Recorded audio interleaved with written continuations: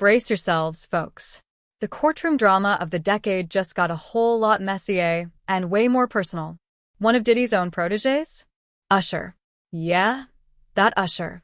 The guy, the king of R&B smoothness, has officially turned against Puffy Daddy in ways we never thought possible. This trial isn't about one man's downfall. It's a full-on reckoning for an entire era of hip-hop culture. And today, we're diving deep into everything that's gone down, from Usher's shocking testimony to the hidden truths behind those infamous freak-off parties to why even CNN is getting dragged into the mix. What would you do if someone you trusted completely betrayed you and did it on live TV? Let me know in the comments. On this episode of Celebrity Court Chronicles, buckle up, because when the music stops, the trauma begins. Diddy's diminished capacity defense. Is this real life? Diddy's lawyers recently filed a motion claiming Sean Puffy Combs didn't have the mental capacity to commit the crimes he's accused of, and get this, they're blaming drugs and alcohol. Let me break this down for you in case you missed the memo. Diddy wants us to believe that being high means you can't be held accountable for years of alleged abuse, trafficking, and wild sex orgies.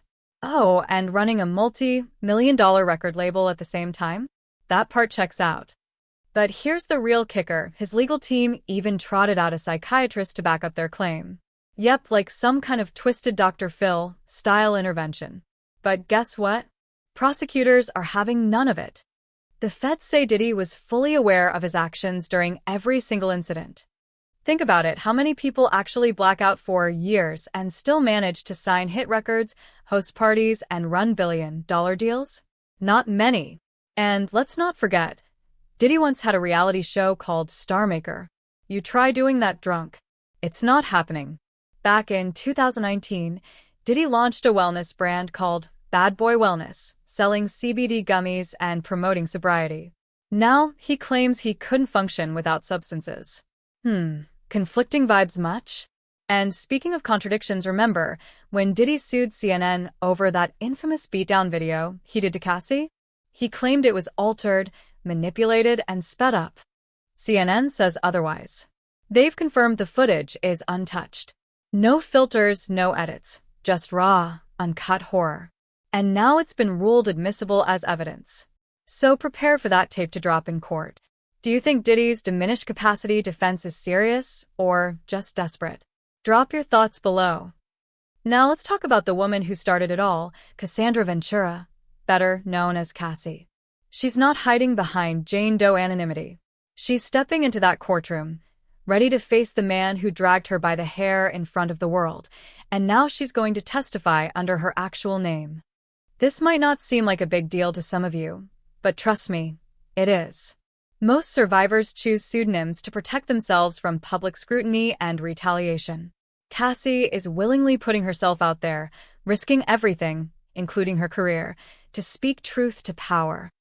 She even dropped a cryptic message on social media saying she's ready to testify. That alone sent shockwaves through the internet. But here's where it gets even darker. We now know that prosecutors plan to play footage from Diddy's mansion, yes, the freak-off tapes, in open court. These aren't just any videos. They allegedly show Diddy engaging in sexual acts with multiple women, sometimes dressed in bondage gear, often in front of underage boys. The judge already denied Diddy's request to suppress the tapes, saying the search warrants were valid and the evidence was collected lawfully. So, unless something drastic happens, these videos will be played in front of a jury. And get this, Usher is one of the people seen in some of these videos. More on that in a minute. Hashtag the betrayal you didn't see coming. Usher turns on Diddy. Diddy once called Usher his baby brother. They lived together, partied together, made music together. But now, Usher is ready to testify against the man who raised him in the most twisted of ways. Puff Daddy's flavor camp, aka underage exposure to drugs, sex orgies, and lifestyle excess.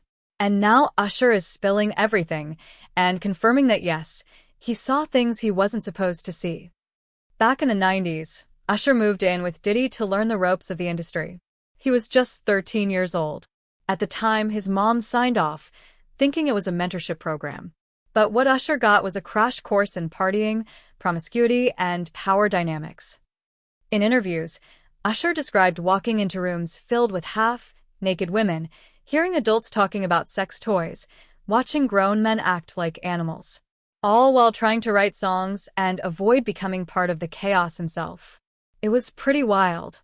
I didn't understand half of what I was seeing, but I knew I didn't belong there. And if you think that's bad, wait till you hear this. Rumors suggest Usher had to go to the hospital after one incident involving Diddy. Multiple insiders have hinted that Usher was sexually abused, but he's never confirmed until now.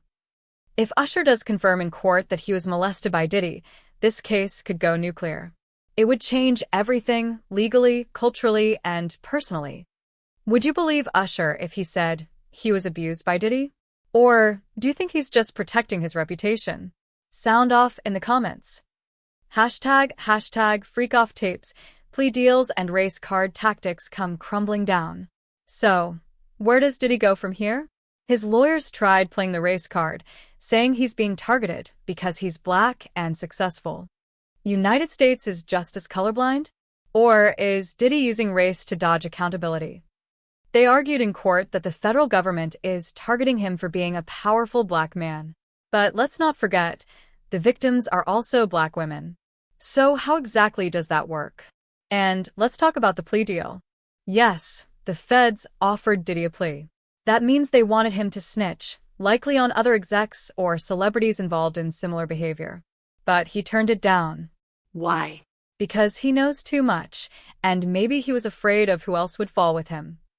This trial could expose Hollywood's darkest secrets.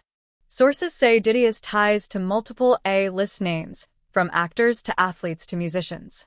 If he flipped, this wouldn't just be about him. It could take down others with him. But instead, he doubled down, tried to suppress evidence, changed lawyers. And now, most of his legal team has abandoned ship.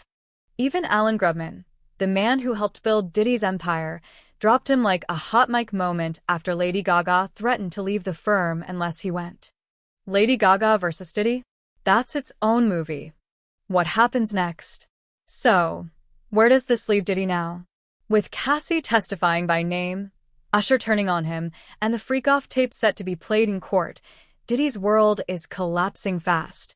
More victims are coming forward. More videos are surfacing. And fewer lawyers are left to defend him. This trial is just the beginning. What happens next will shatter Hollywood. If you're loving this courtroom drama as much as we are, smash that like button so we know you're here for the chaos. Drop a comment below. Do you think Diddy will go to jail? Who will testify next? And make sure you subscribe and hit that bell so you don't miss one update. This story is far from over, and we'll be right here breaking it down for you, every step of the way.